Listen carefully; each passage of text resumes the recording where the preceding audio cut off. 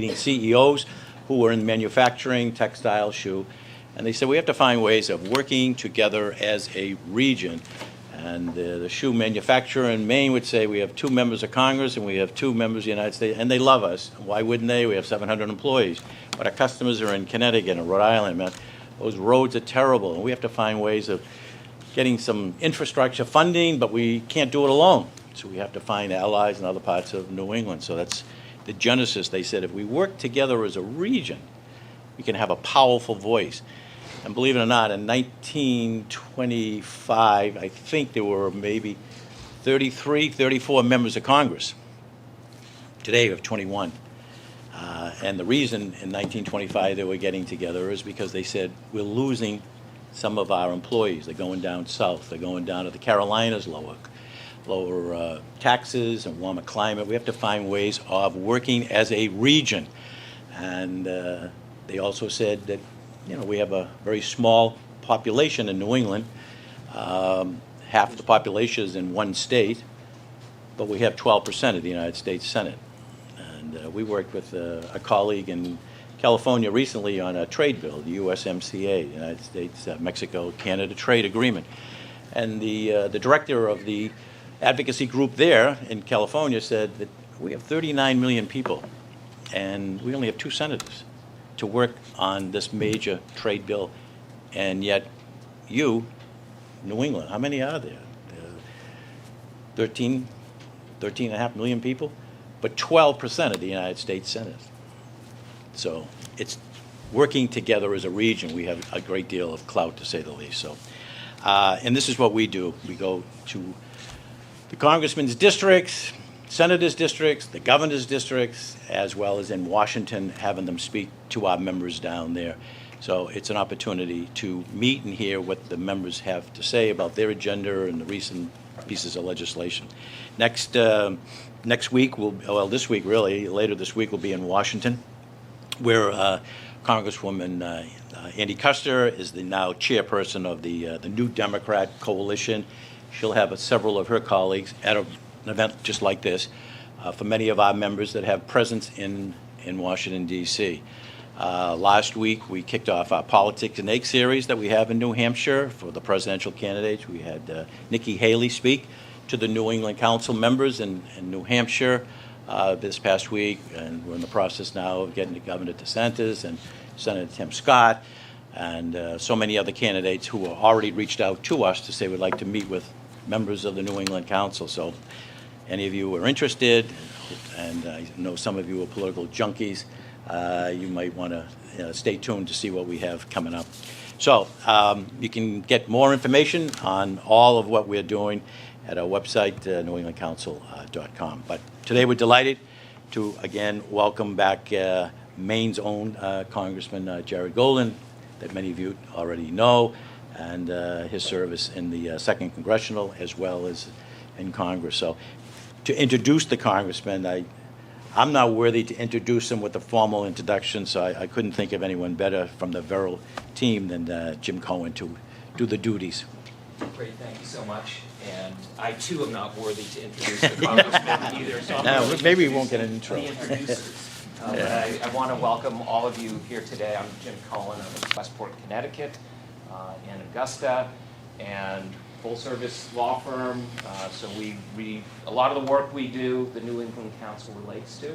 It's great to see so many friends and colleagues here in the room as well, and all of the good work that you all do for the state of Maine.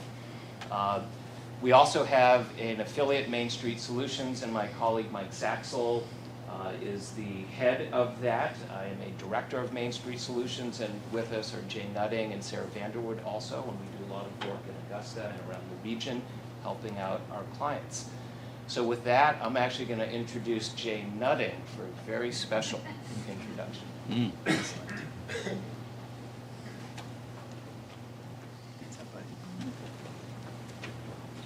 Good morning, welcome.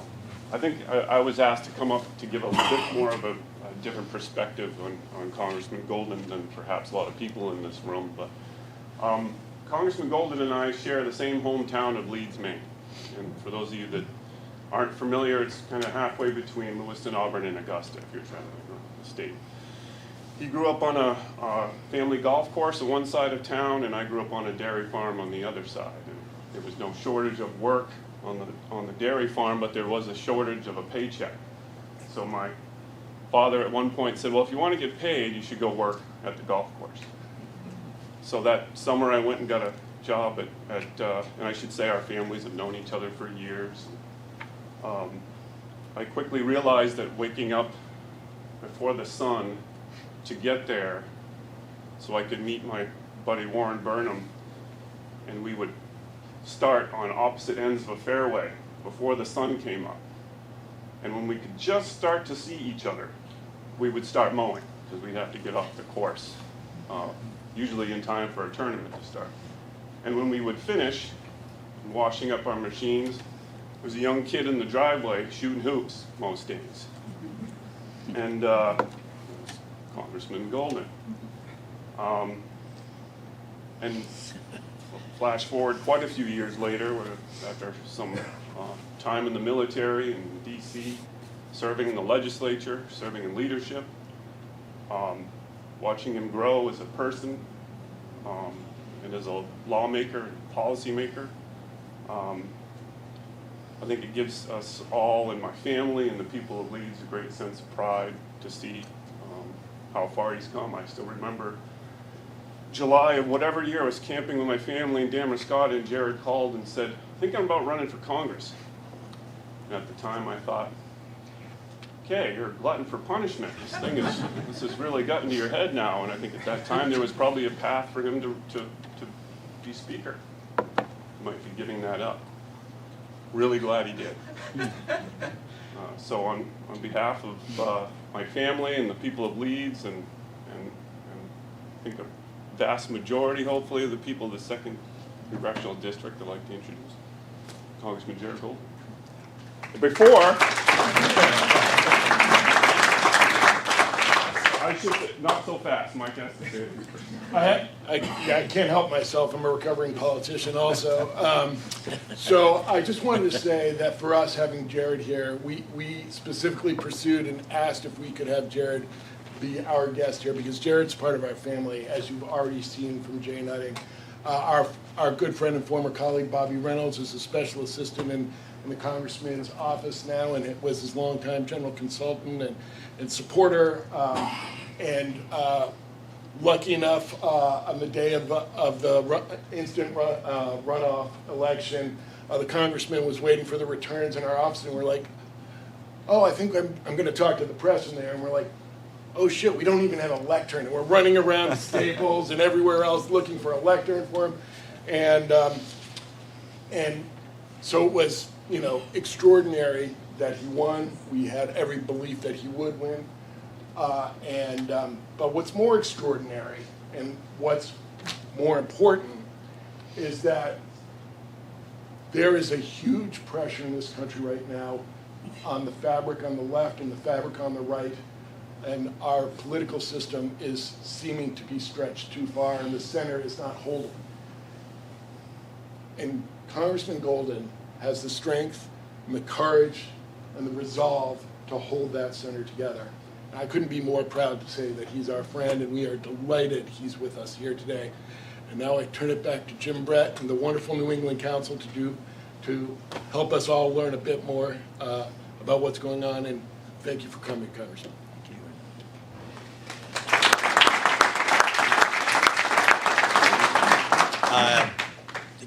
I thought we'd do something different today, maybe a conversation rather than ask the congressman to give a litany of his accomplishments in Congress, but maybe just take a step back and have an opportunity to ask a couple of questions, and then maybe you have a question or two to ask the congressman, which would be great. So I'll just start off by just saying that I was with a member of Congress just recently, a member of the New England Congressional. I told him I was coming up to Portland and we were going to have Jared speak. And the congressman said that Jared is the perfect candidate for the 2nd Congressional District, because it's a very difficult district for a Democrat to win. Former President Trump, I think, won it by like 10 points, and yet he's on the ballot with the former president, and he's able to be very successful, to say the least. So when he said that, it made sense that he really reflects so well on the concerns and the interest and the views of his constituents. And I think that's why he votes the way he does. And I'm sure some of the members of the Democratic caucus would be shaking their heads saying that, hey, you should be voting this way. And I think he says in a nice way, but those aren't the views of my constituents. They may be of yours in Oakland and Cambridge, but not in my district. So he's somebody who truly hasn't forgotten the views of and the opinions of his constituents. So kudos to all that you are doing. You've been outspoken in your criticism of the president and Democratic leaders in Congress, and that they waited too long to start the negotiations. And what do you think, if they did start it earlier, what the outcome would have been? Well, I think, Jim, first of all, thank you for having me here today.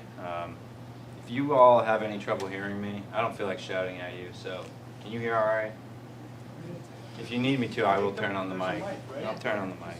No, they gave me this thing right here. Is that better? Does that thing work? Yeah. All right, there we go. I'm pretty low-key this morning because my daughter gets up at like 4:35 in the morning. It's pretty hectic in the mornings in our house. So bear with me. But I really appreciate the invite to be here today. I think this is the 4th or 5th year, maybe. We've done this right since 2019. In various different settings. We've always had a good conversation. I like this setup. It's a little interesting. I normally don't come prepared with a speech anyways, as Jim knows.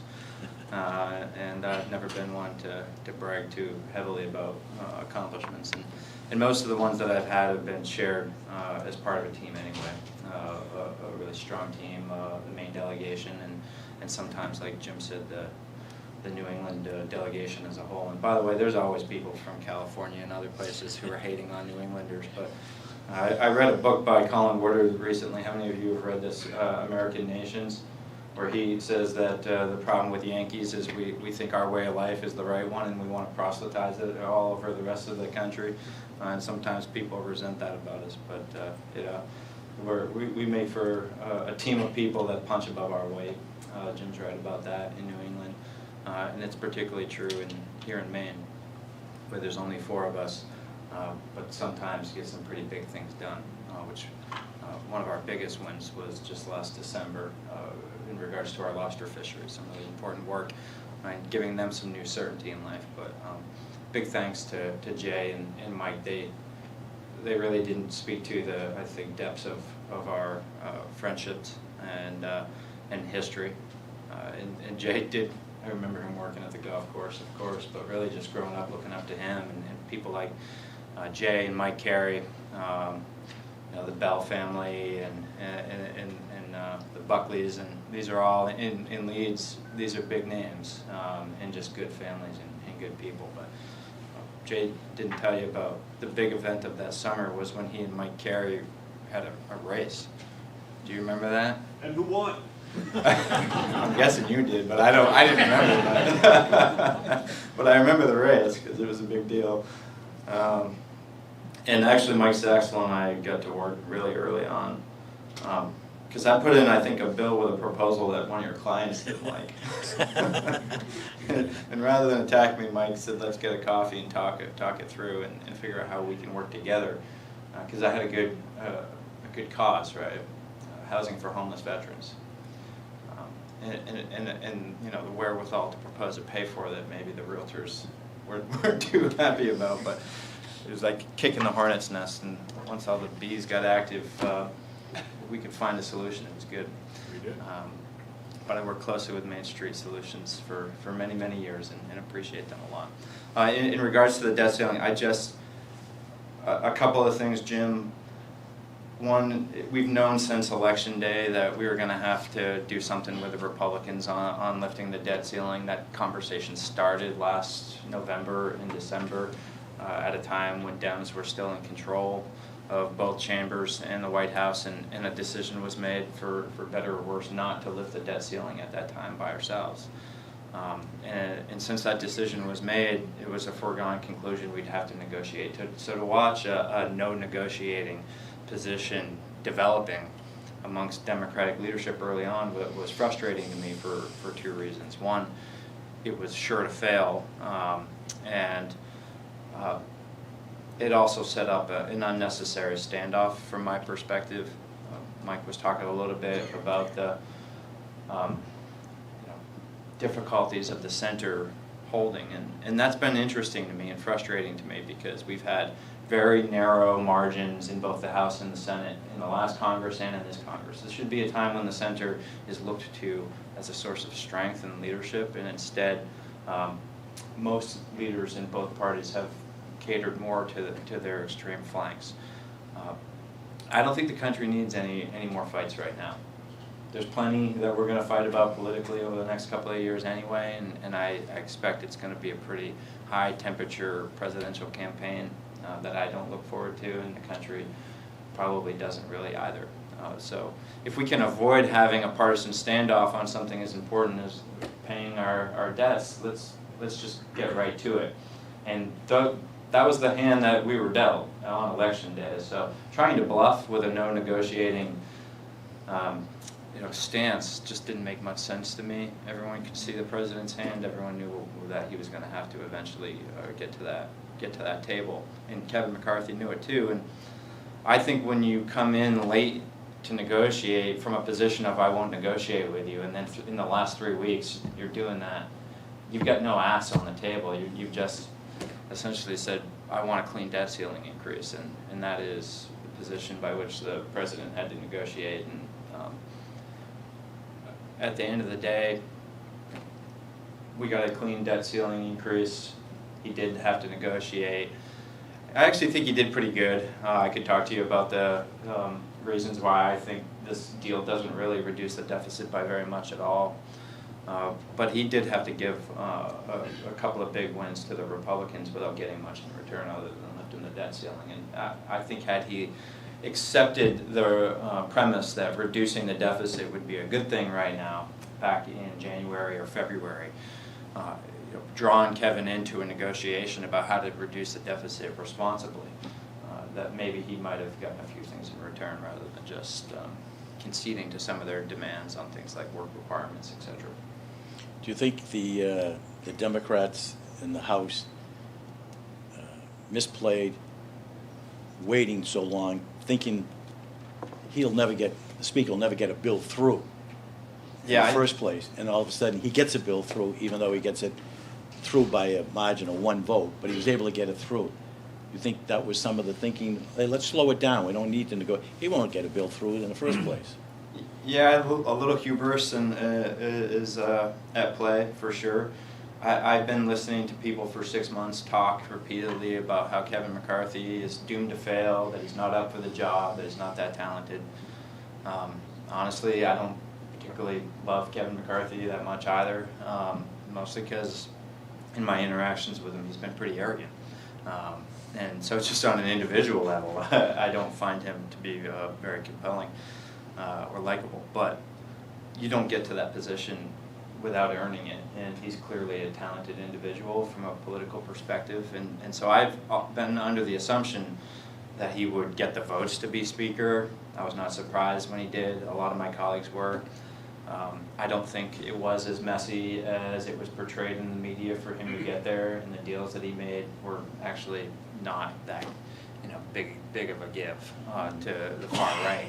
So because I talked to a lot of my Republican colleagues and a lot of my Dem friends do not, I have felt like he's quite secure in his position, and that caucus is far more unified and going to be able to work together than a lot of people like to believe in Washington. And it was no surprise to me that they were able to get the votes to pass their own debt ceiling bill. I assume that would take place. Yeah. So if they had negotiated earlier, do you see anything in the bill that you wish was in it or was out of it in the final bill? I mean, I, unlike many other Democrats, genuinely believe we should reduce our budget deficit right now. We're still dealing with an inflationary environment, and reducing government spending and deficits is a good thing to do at a time like this. I also just think it's kind of cyclical. We went through a big, round of spending during COVID with unified Democratic control. We did reconciliation twice. The Republicans did an awful lot of spending as well with their tax bill, unpaid for tax cuts in 2017. It feels like a good time for the country to slow down the growth of our budget deficits. And I thought it would benefit the White House to embrace that conversation. So I think the president could have gotten out there and said, yeah, we can do that, but we're going to revisit some of your 2017 Tax Cuts and Jobs Act. And by the way, we need to do that because some of the middle class tax cuts are going to expire in 2025. And Democrats should probably lead on a conversation on how to extend those tax cuts, but pay for them rather than just let them contribute to our ever-growing budget deficit problem. And unfortunately, I think we might find ourselves in a less strong position when that comes up in just a few short years. Look at what they did here with at the end of the day. It's kind of like both parties supporting each other's worst habits now, and that's been a kind of continuing problem as far as I can tell. So Dems wanted to avoid any kind of reductions to any spending programs in the budget whatsoever, and they've largely accomplished that with these negotiations. And the Republicans tend to want to continue to do tax cuts that are not funded or paid for, and not in a way where growth in the economy ends up covering that loss of revenue, and that's really what this deal does, again, from my perspective. So the only thing that the Republicans really got was taking money away from the IRS for tax enforcement, which will be lost money down the road, but it's not actually money that's coming out of the budget because they allowed the Dems to pull it forward and spend it this year and next year. And the same is true of every other cut. They clawed back COVID money from the future, but they're spending it today. They moved $120 billion in discretionary veterans healthcare spending off the books and put it into the mandatory spending column. So it looks on paper like a $120 billion cut, but it's fake. So we actually have still a budget that looks good on paper, like maybe it reduces the deficit by $40 billion. It actually is going to grow our deficit. It just grows less slow than the Congressional Budget Office thought it would last year. So we've slowed the projected growth of our deficit. So there's not a lot in it that I like other than that at the end of the day, we did avoid a default, which never should have been on the table to begin with. So that's about the only good thing I could say about it. Work requirements. Yeah. Interestingly, if you were pushing for that policy to reduce government spending, then you got this one wrong because it's going to increase government spending and it's going to result in more people on food stamps actually than off of it. And there's a lot of good research behind that shows that to be true. If the idea is just like morally, we think people should have to give a little bit to take and put in 20 hours of work or 20 hours of volunteering in order to get that, then fine. But usually I hear that put forward as a we want to reduce government spending type of proposal, and that's not reflected in how CBO scores it. In reality, it adds to our spending at the end of the day. So there's just not a lot of great policy in there, Jim. I hate to sound kind of doomsday about it, but. There were several of your New England Democratic colleagues that voted against the debt ceiling bill because of the work requirement, whether it was Congresswoman. Permitting reform? I mean, some of you out there have got to be happy about that. I'm pretty excited about that particular achievement in the bill. Mm-hmm. I think it was going to happen anyway, and that's part of the reason why it found its way into this agreement. Do you think that we don't have to address the debt ceiling until 25, which is great, so it won't be next year, the presidential election, won't hear that word again, or the two words, debt ceiling, but it will reappear in 25. There is legislation, I don't know how serious it's being thought of, taking it away from Congress and giving it to the Treasury on authorizing the increase. Your thoughts on whether Congress should be involved in this in the first place? I understand that before the law that put the debt ceiling into place, Congress used to have to vote every time that we were going to do any kind of deficit spending as a government. Can you imagine that? If Congress had to like vote on this, every couple of months, I don't think that would be a good solution. So it was a good change some 80 years ago, or whenever they put it into place, about 100 years ago. I think it was in the wake of World War I. And my preference would be to get rid of it altogether. And just assume that we're going to go ahead and pay our bills. But there are other reforms that I would like to see put into place on the budgetary front at the same time. So one would be something called the Conrad Rule. I was pushing for leadership to make that part of this deal. The Conrad Rule says that you can't use the reconciliation process unless it actually reduces the deficit. When you look, given the kind of 60-vote threshold, the filibuster in the Senate, the way that both parties get around the filibuster on spending in order to do exactly what they want, and that usually involves a bunch of deficit spending, is they use reconciliation, which is a 50-vote or 51-vote requirement in order to pass something. And it's a real loophole that has allowed both parties, majorities, to do a lot of deficit spending because they don't need any minority party votes. So the Conrad Rule would actually take that away and say you can only do that if you're going to actually reduce the deficit with your own single party budget. So I would like that, because I think anything that would put us on a better pathway towards not quite a balanced budget at this point. I think it'd be so hard to do that. It could take us over a decade to really balance the budget, but to definitely try and rein that in. We're at like roughly $1.4 trillion annual budget deficits right now. So that's a bit of a problem. The Congress, to their credit, in the last couple of years, have some terrific wins, bipartisan, and that's something we preach in New England Council. Find ways of getting both parties to work together. You've done it with infrastructure, Democrat, Republican working together. CHIPS bill, Democrats and Republicans working together. This debt ceiling, working together, Democrats and Republicans.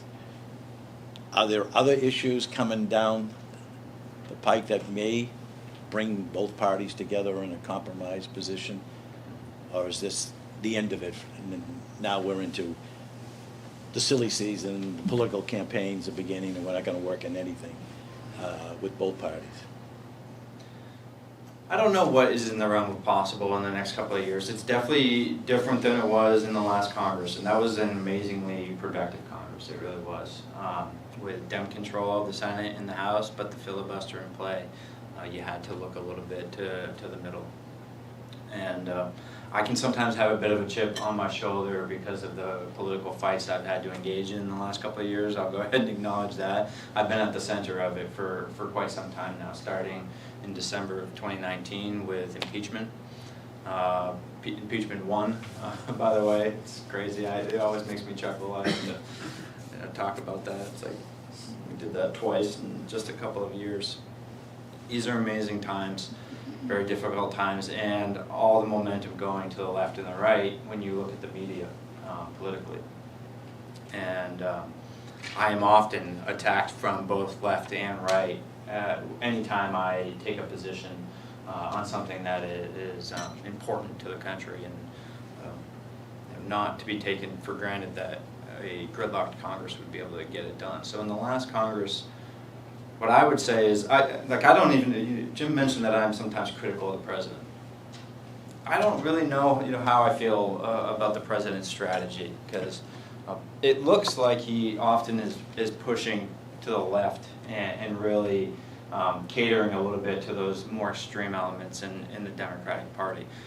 But then when you look at the finished product, we're pretty much in the middle, and we are pretty productive right now. So maybe it's a good political strategy for someone who doesn't want to get primaried in 2024, going into what might be a tough presidential battle, or just doesn't really want to deal with that criticism. So it seems like they might just be offshoring that fight to people like myself in the Congress to do the heavy punching for him. And so credit to the White House if that's what they're doing, because it certainly feels that way. But As an example, the Build Back Better bill failed to prioritize in a way where they could get the votes to pass that through the Congress. I could have told you in the summer of '21 that was not getting through the Senate, but the White House persisted in pushing for that and left it to many of us to fight a pretty tough battle to free up the political hostage that was taken, which was a bipartisan infrastructure bill, which started in negotiations in the House, really originated out of a meeting at Governor Hogan's residence in Maryland with myself there, Susan Collins, Cassidy in Manchin, Josh Gottheimer in the House, all these very very moderate people in the center, and really blew life back into what had been failed negotiations between the White House and Senator Capito on infrastructure, and we really felt like we could deliver on that. Ultimately, got that through the Senate with like 67 votes, and then it gets tied to Build Back Better, and both were absolutely going to die. And by freeing up the infrastructure bill, what we ended up getting at the end of the day wasn't just a historic for our lifetime investment in infrastructure. We also got CHIPS and Science, because that wasn't getting through either until after we were able to free up the infrastructure bill, because the votes weren't there with the Republicans in the House until later. So at the end of the day, you got infrastructure, you got CHIPS and Science, you got the Inflation Reduction Act, which you wouldn't have gotten by Joe Manchin if not for the fact that we got the infrastructure bill through too. So the three big things that got done for the country in the last Congress, which the president is now going to go out and campaign aggressively on, all because of the center and people like myself picking some pretty tough battles and really pushing for good policies instead of just kind of caving to the politics of the moment. Because if we'd failed in the fall of 2021 in that fight, I would argue none of those things would have happened. And it would have been a failed Congress, not very productive 2 years for the country, and the president being in a pretty weak position right now. Looking ahead, I think permitting reform was one of the most likely follow-ups, which made a lot of sense if you're looking at the infrastructure bill and the Inflation Reduction Act with all of its energy incentives in there. A lot of it can't be done in a very timely way without permitting reform, and we just got one piece of it done. There's definitely plenty more if you look at like the makings of like the Joe Manchin bill. Senator Carper's got a bill. Like there's more that could be done to improve that process and speed up our ability to spend down those infrastructure projects. Manufacturing type things in the CHIPS and Science Act really important.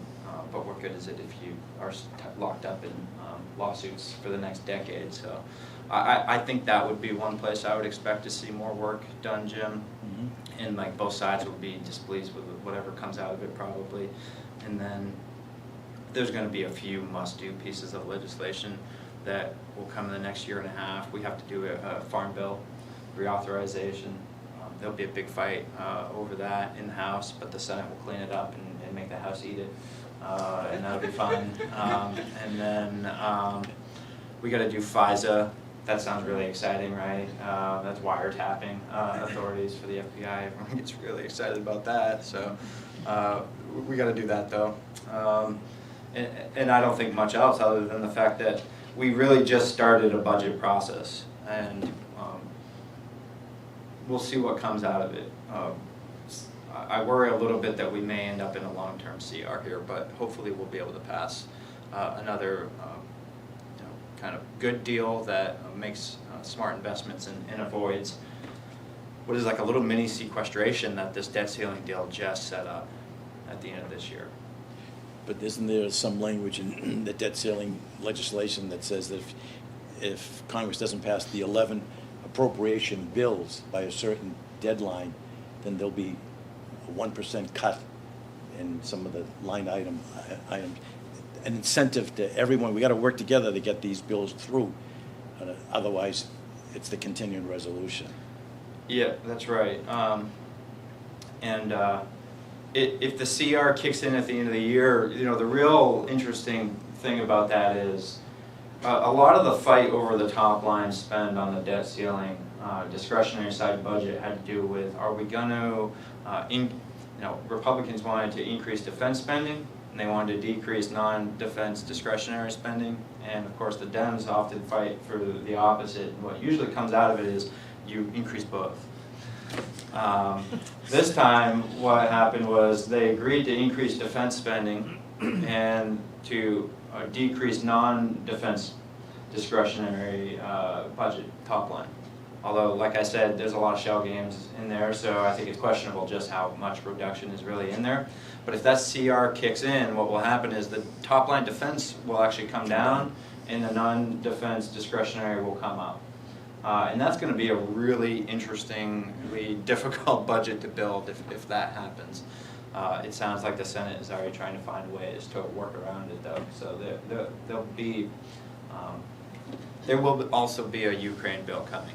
And I think that I wouldn't be surprised if Congress decided to put a lot of add-ons into that to try and find a way around it. Speaking of Ukraine, are you hearing from more of your colleagues that they're slowly taking a step back, saying that I don't know how much more we want to spend. I don't see an end game. I read that there are several Republicans that are now having, second thoughts, saying enough of the support. We ought to find ways of bringing the parties together. Highly unlikely, but the point is, it seems to be beginning at least some soft opposition to continuing support for Ukraine. What are you hearing from your colleagues? Yeah, there's definitely some softening of support, and it's grown out of political fear of Donald Trump, and that's about it. I get myself in trouble talking on camera like this, but oh well. It's just the way I am. But just among friends. Yeah, we're just among friends. Oh man, for whatever reason, I mean, you guys come to your own conclusions. Like Donald Trump likes Putin. It's just that's just the way it is. And there's a lot of history there that goes right back to that first impeachment, right? Boy, that's tough politics on the right there. So from the very beginning with Ukraine, there are just people that would say that somehow Russia is our friend and Ukraine is like a corrupt enemy, and that's like Trump GOP politics right there. Wow, because I got to tell you, from my perspective, Russia is absolutely an aggressor. Who, if not our enemy specifically, because we're not technically at war with them, they are no friend of ours. They have meddled in our elections, they attack us, and they use cyber to do it. They use disinformation campaigns on social media to try and deepen the political divide that is already existing here, but they're making it worse. And we can show you that that's true. It's plain as day. They have military cyber teams that are out there funding those operations and carrying them out. And I think there should be a price to pay. So from that perspective, I say keep sending Ukraine as much as they need to keep bringing the fight to Russia on Ukrainian turf. And that is a really high stakes war. And it's like nothing that any of us have seen in my lifetime. I fought in Afghanistan and Iraq. Look at the difference in the numbers to, not to lessen the service, that I put forward in that my generation did for the country in Afghanistan and Iraq. But the war in Ukraine is like a conventional, fight with, in 1 year's time, tens of thousands of deaths on the battlefield, to say nothing of the tens of thousands of civilian deaths. And when you look at the casualty rates in terms of wounded, it's breaking into the hundreds of thousands, and it's been a year. This is something we just haven't seen in the world in my lifetime.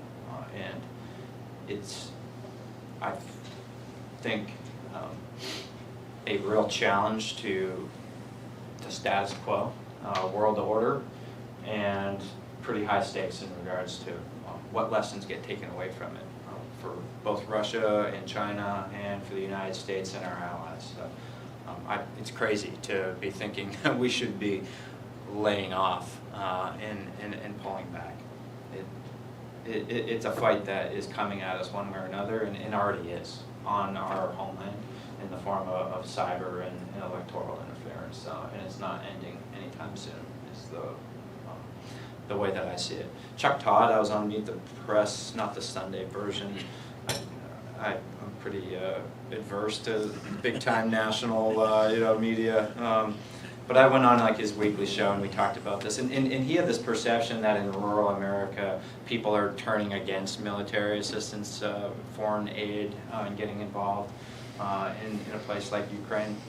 And that's not what my gut instinct is. I see a fair amount of Ukrainian flags around Maine's 2nd Congressional District, a lot of support and empathy for what's going on out there. What I told Chuck Todd is I think that the American people are getting tired of losing, of poor strategy and a Pentagon and a governing elite who go halfway in or with half measures without clear objectives to be achieved. And you could spend $10 billion and then fail, and I think the American people would be displeased. You could spend $1 trillion and win, and I think that they would say they like winning and not wasting money and resources. So what I really want to see in Ukraine is a clearly defined objective, and then I'll support whatever it takes to get it done. There's a new Democratic leadership in the House.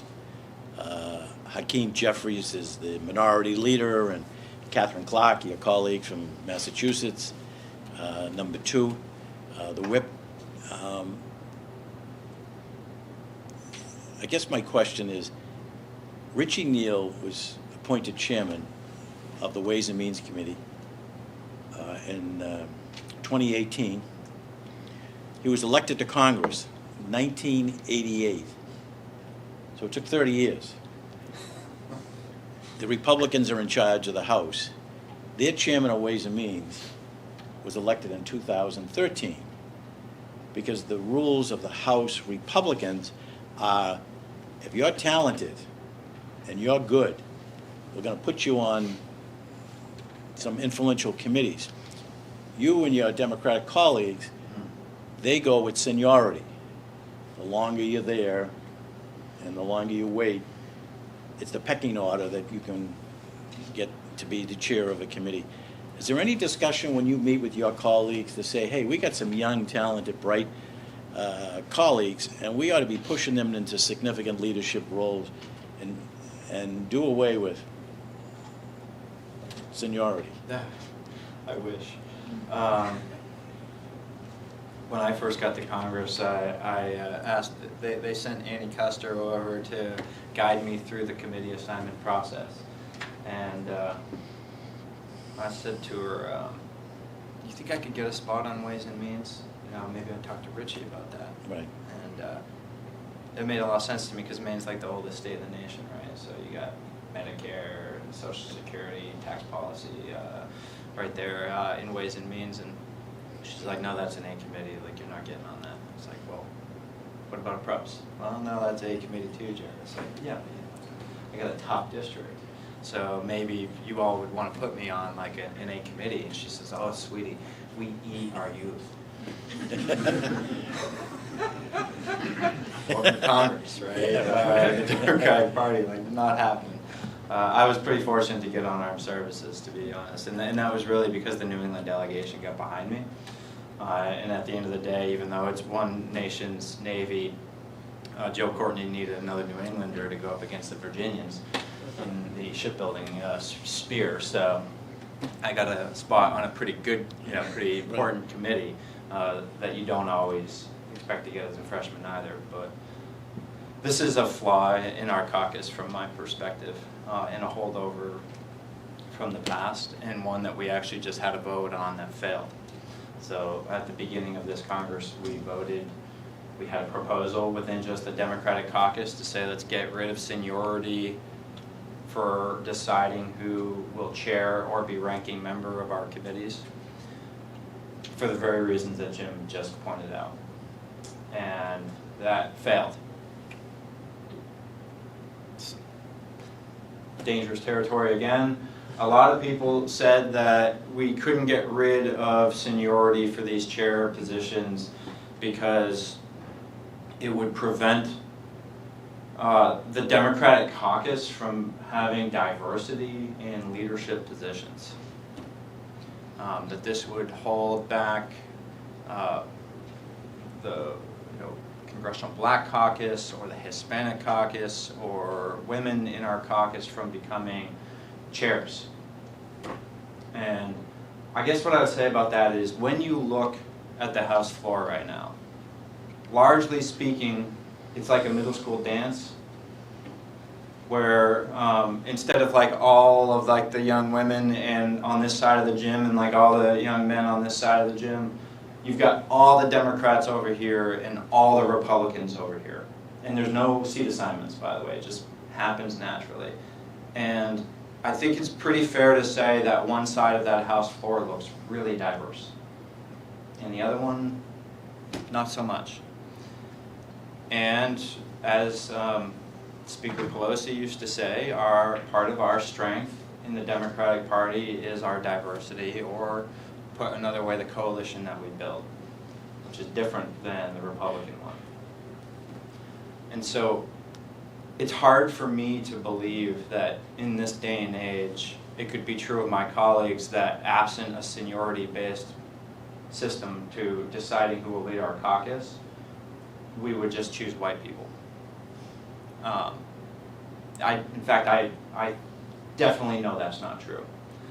So in reality right now, a seniority system is keeping gavels in the hands of older white members of Congress who otherwise would be told, pass off the reins of power to someone else. And I think that our leadership would reflect the diversity of our caucus in even better ways. But that's not why I think we should do it even, because I really think we should just go with young, energetic talent with new ideas and new thoughts. And I think that we have to be thinking about building our bench all the time. And the Marine in me was really taught that a big responsibility of leadership is developing other leaders within your team and your unit. Because you never know who's going to have to lead at what moment. And your time comes when you're not there to lead anymore, and someone else is going to be able to step up behind you. And I think that should be the ethos of our Democratic caucus, and we're not really living up to it. There's no shortage of young political talent that leaves the Congress because after being there for 6 or 8 years, they say, well, if I stay here for another 18 years, I might finally be able to make a play at chairing Ways and Means or Armed Services or whatever committee. So if you're going to be there for 20-something years just to have a shot at being the chair or top of a committee, and then for how many years do you want to stay there at the top? And I've heard some chairs say things to me like, oh yeah, we'd love to address that, but I've been waiting to address X for the last decade. It's like, well, guess what? Like, what was important a decade ago, like, doesn't really matter anymore because things are changing so rapidly in this country. So good that you're finally in a position to push through your priority, but you're like 10 or 12 or 20 years too late. It's not that relevant. It's probably a bitter pill for some people to have to consider. But Speaking of the young, talented that come here to receive an excellent education from the universities here in Maine, with the aging population and the aging workforce, what do we do to try to keep them in the state? I don't know how to answer that question. Quickly, in case anyone thinks that I think all of our older chairs and ranking members aren't talented, I will say they're obviously incredibly valuable. Like Richie Neal is a great example. But when I was the assistant majority leader in the Maine legislature, and we have term limits, right? But you see a lot of people that are turned out, they take a couple years off, they come back. I had John Martin sitting behind me. How many of you know who John Martin is? He's an incredible asset to have sitting behind you if you're being the majority whip. At the time, the speaker was often wrapped up in negotiations in our office, and Aaron Herbig, therefore, was holding the gavel and running the floor, so I was really the floor leader. And John Martin knew every motion by heart. So he would lean forward and say, you might want to make this motion, or hey, check out page, literally check out page whatever in the rule book. Still leading, just doing it while helping educate and help young leaders come up in the Maine legislature. Not being the chair anymore doesn't mean you have to go in Congress, or at least it shouldn't. And it doesn't on the Republican side of the aisle, by the way. So it's not that I don't see value in my experienced colleagues. I just think we could be a better, stronger caucus if we developed our young talent a little bit more aggressively. I didn't never know how to answer this damn question about how do we get young folks to stay in Maine, because I just don't know that I can legislate that one in full. There's a series of policies I imagine could help, but some of the things that Maine really has going for it, you just can't touch with legislation, and it could change. And I'm not sure, being a representative from Maine's 2nd district, that I really wanted to change. So nothing against Portland, I love Portland, but I don't think that the folks that decide to live in Skowhegan or Piscataquis County or Washington County necessarily want to live in a place that is like Portland. And it's right here if they did. And there's plenty of opportunities and a pretty, fairly good job opportunities down here too. So that's one thing that I think makes it inherently difficult. Is part of my task is to figure out how do I create ways for the economy that produces the way of life that people are looking for in Maine's 2nd district can succeed and thrive, or survive and thrive, hopefully, into the future. So I think a little bit bigger picture about what are some of the things I can do that would help a young farming family make it, and be a little bit more comfortable doing what they want to do without losing out on some of the things that you want or you need in the 21st century. So broadband always comes to mind. Energy policies that will keep it affordable, increase people's choice and independence, hopefully, matters a lot to me. Certainly, opportunities for education and training and keeping it affordable, but my whole generation was pretty much raised to think that you had to go to college, and I just don't think that's the right play for the state of Maine. It may be in other parts of the country where we have different economies and maybe different futures, but that was a message that was delivered to me, was you got to go to college. I wanted to join the military when I was 16 years old, and I was absolutely steered away from that. A lot of other people are interested in doing things with their hands and trade skills and other things, and at least for an entire generation in Maine, a lot of folks were pushed into going to college who maybe that wasn't the best pathway for it. And I think we're starting to try and address that, but we're not really there yet. So that's going to take a little bit of time, but I do think a change in that mindset would be really valuable in trying to help younger folks see a pathway forward for staying in Maine instead of going somewhere else to pursue education, racking up a lot of college debt, and then having some pretty tough economic choices about, can I actually make it work here right now at this younger phase of my life. And what do I mean by that mindset? In the 2018 campaign, I can remember hanging out at some pub in Madawaska. They had their Acadian Festival up there. If any of you have ever been to it, it's a great time. You should go. If you haven't, go check it out. And we did the whole day up there, and then we went to the pub just to hang out. And I was hanging out, talking to this guy. He was a truck driver. He owned his own rig, his own, independent small businessman. And he was telling me that he was making about $70,000. So when all was said and done, that was his take-home, salary. And he was really proud of the lifestyle that had afforded his family. But then he said to me, "But I'm telling my son, don't you ever dare, do this. You don't want to do this because this is dead, dying. It's not going to be able to deliver a middle-class lifestyle going forward." And I think if you really looked at the numbers, actually, that doesn't bear out in Maine or in the 2nd District or in Aroostook. It's still a really good middle-class living with some new challenges that need to be addressed, which I would love to help them with. Regulations and other things to make sure that they can still operate independently and they don't have to, get bought up by a bigger company, because that guy really liked the freedom that came with being his own boss, right? And his own little business. So I think we could help address those things, but I hear that type of attitude repeated across many other fronts in Maine and in Maine too. I hear it from farmers, I hear it from loggers, and a lot of other people.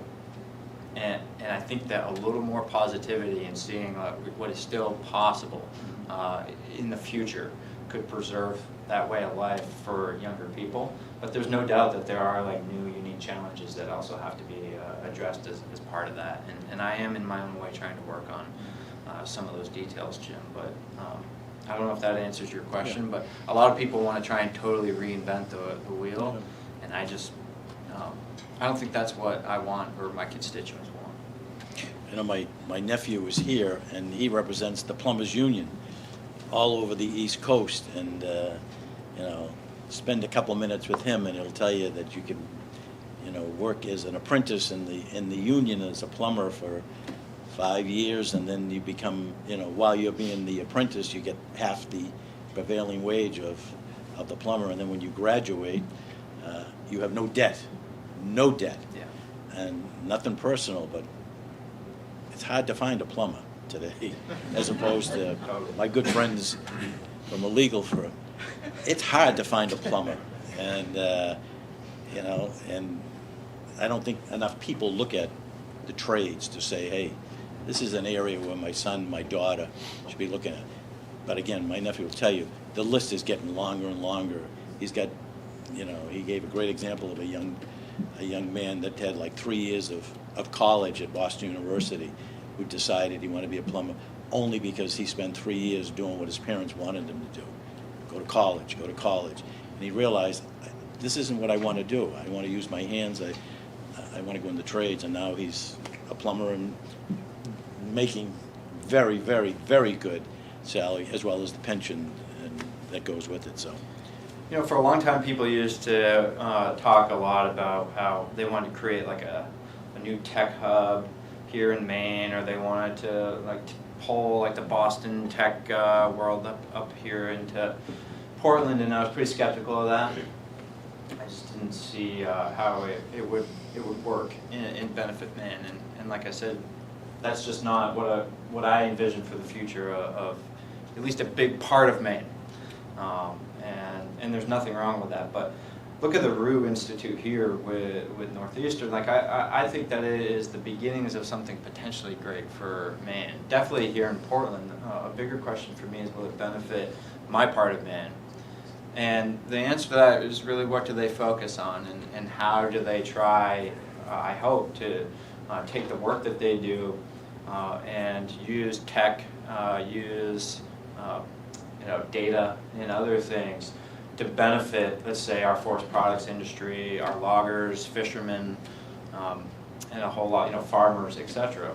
If they can show me that they're really making a push towards helping those types of people in Maine be competitive for the future. I'm going to be really excited about sending money their way as much as I can from Congress. But if it's more geared towards evolving Maine's economy towards, let's say, like something that looks more like Boston, then maybe I'll remain skeptical. But I'm a little bit excited, right? Because I do think that while preserving these traditional ways of living and making a living in Maine is important and is what people want, there's no doubt that they have to evolve for the 21st century, and there's things that can help with that. But we need capital investments and a lot of R&D to be put into it. We have time, maybe 1 to 2 questions, and John Doyle. Congressman, mega congratulations on the lobster legislation with the 6-year moratorium. Can you give us a little bit of the backstory on that? That's like to get the Endangered Species Act isolated, and what do you see over the next 6 years? But it was just a fabulous achievement. Yeah, that was a big win, and it did not come easy. I'll put it that way. There's a lot of fierce resistance on that one. So a 6-year freeze on the Endangered Species Act and Marine Mammal Protection Act is pretty much unheard of. In this instance, because of the filibuster, but also the dynamics in the House, where the Republicans were really holding out votes on that budget deal last December, the Shelley and I were in play just as much as Susan and Angus, and that's the stuff you live for if you're really into legislating. Like when you're really in the mix, in the middle of the talks. There was a time when I was watching a Pats game on like a Sunday afternoon in my buddy's living room while making calls to the then Speaker Pelosi's senior staff and negotiators, just trying to seal the deal, because that was somewhere between like 0 years and 10 years. And we landed at 6, so pretty good, but it definitely took a little bit of negotiating to land it. And the delegation as a whole didn't know if we would be successful when that started. So I think we're pretty proud of that. And it came, it couldn't have come any sooner, I guess I would say. The lobster fishery was feeling the heat, and a lot of people were talking out there, at least in my district, when I was going around talking to lobstermen, they were talking about trying to sell their boats, talking about giving up if that new round of regulations went into effect. So from that perspective, probably one of the best things I've ever been a part of getting done, giving an entire industry and all these small business owners and their families and their communities hope that maybe they're not going to get put out of business. But 6 years is going to go by really fast. So we're already trying to figure out how to use that time smartly, to either address the inadequacies of those laws or get the data to prove that the regulators are just flat out wrong, which I believe they are, or to put money, which we have, into developing new fishing gear. But that's really not the preference of the fishermen, because figuring out ropeless fishing is I don't think, going to be that simple. The technology isn't mature yet, and there's all these other issues with satellite connections, etc., making it work miles and miles off the coast. And then there's other things that people that push this just don't understand, like how do you avoid conflict in gear, and therefore conflict between communities out there fishing for important resources, right? Which is something that Maine is familiar with. It all sounds really neat when you're very shy to say how much he contributed to that win, but he also defers to his delegation, Democrat and Republican, working together, and that's what we need more of. People who want to work together on issues, and if they work together, they can accomplish some big wins. And Congressman seems to do that on a daily basis by just being who he is, trying to bring people together and be non-judgmental on their motives. But hey, if I can get them at the table, we can find some common ground. So just want to thank him for being here, and I'm sure some of you may have a question to have with the congressman, but he's always been available to the New England Council. We wish him much success in the last year and a half of this session, and continued good health and much success. Thank you. Thank you.